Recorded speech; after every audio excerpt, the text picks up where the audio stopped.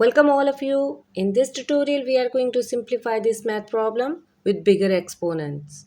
So let's move to the solution. First of all we will focus on this part and we can see that we can take 3 raised to power 965 as common. We are left with 3 raised to power 2 minus 1. Rest part as it is. In the next step we will simplify this square. 3 raised to power 965. 3 square is equal to 9. 9 minus 1 plus 16 divided by 3 raised to power 965 plus 2.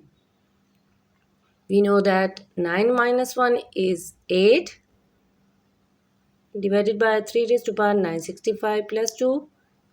And in the next step, we can see that 8 can be taken as common.